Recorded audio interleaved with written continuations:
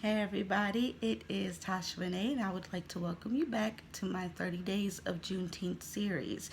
Now, I know it's been a while since I touched on these series. I've had some things going on here, but I'm not going to get discouraged because my goal is to finish a visual project by the end of the year. This is visual and it's a project, so let's get it finished. So, I was trying to honor Juneteenth by celebrating 30 days of Black excellence in Black history. I was already able to do days 1 through 5 for you, which you can catch up on by going to my YouTube channel, Tasha Renee underscore ENT. Tasha Renee underscore ENT. Go ahead and check out my YouTube channel if you need to catch up on days 1 through 5. We are still working on finishing the first week, which was titled We Familiar.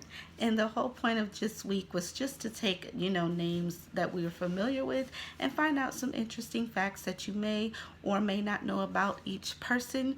This is not a full-blown presentation. It's just a little bit, to get your mind jogging and hopefully get you inspired to do some research and reading for yourself. So let's go ahead and get into day 6 by honoring Miss Rosa Parks. I felt like she was important enough to be on this We Familiar list because the only thing we ever learned about her was her role in the Montgomery bus boycott movement. I think that she was so much more before then and even afterward, but we weren't taught. But your girl did some research, right? So let's get into it. Miss Rosa Parks had an activist heart at an early age.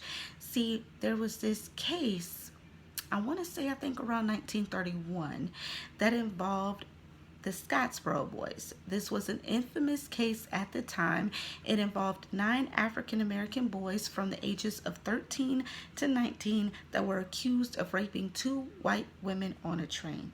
Miss Rosa Parks was very much an activist for the Scottsboro 9 and wanting to fight for justice for these men. And this case right here just really opened up people's eyes to how screwed up the justice system is when it comes to Black men. Okay, so she got her activism on. She went to school, very smart woman. At the age of 19, she married her husband, Mr. Raymond Parks, who was a barber and already an active member of the NAACP.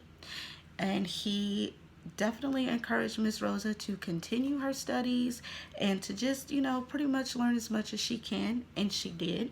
So after she finished her studies, she joined the NAACP chapter in Montgomery.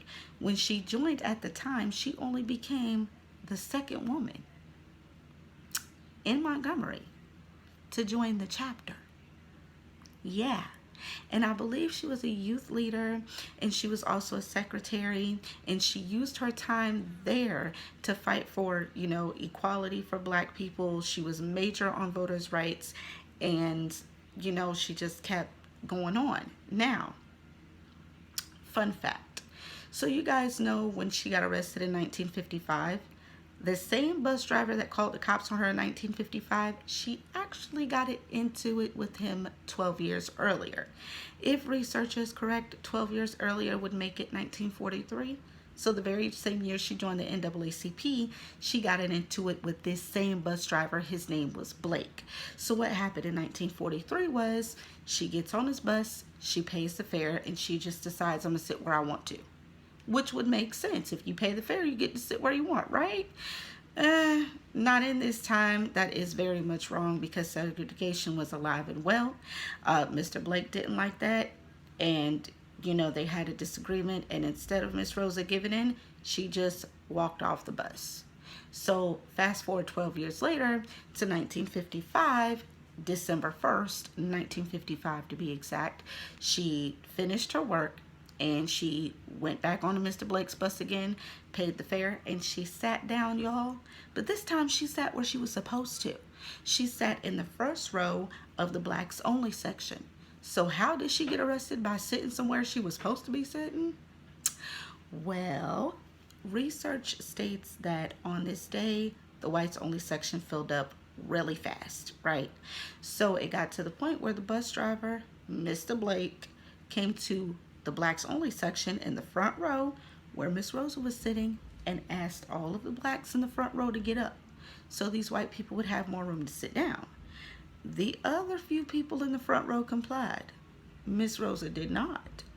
So the cops were called. They asked her to move. She would not move. She ended up getting arrested, which sparked the Montgomery bus boycotts that lasted 381 days. Okay? So after the bus boycotts, of course, the result was that segregation was not allowed on public transportation.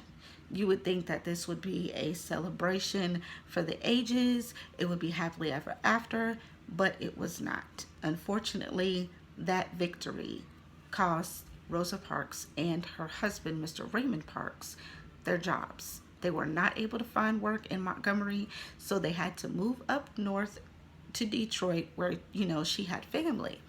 While she was in Detroit, she actually worked for U.S. Representative John Conyers in his congressional offices, where she was a secretary, I believe.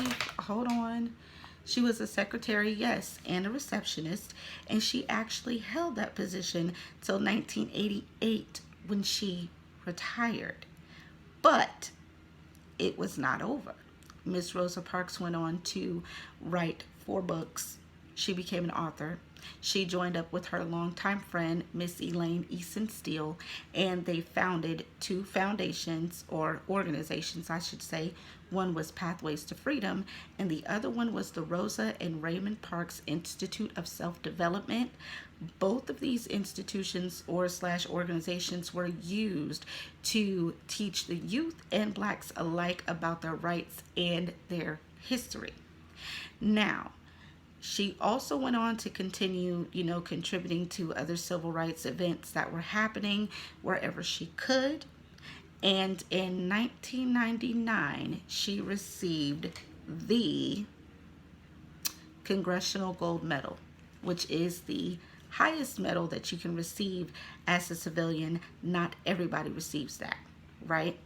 And so, unfortunately, on October 24th, 2005, she passed away at the age of 92. And even in her death, she still was pushing the barriers. Miss Rosa Parks is the only woman to be laid in state at the U.S. Capitol ever. Ever. So even in her death, she was still doing amazing things. I hope that this video really puts a different light on what you think her legacy was, who you think she was as a person, and I really hope it inspires you to get out here and read more about the amazing woman that she was.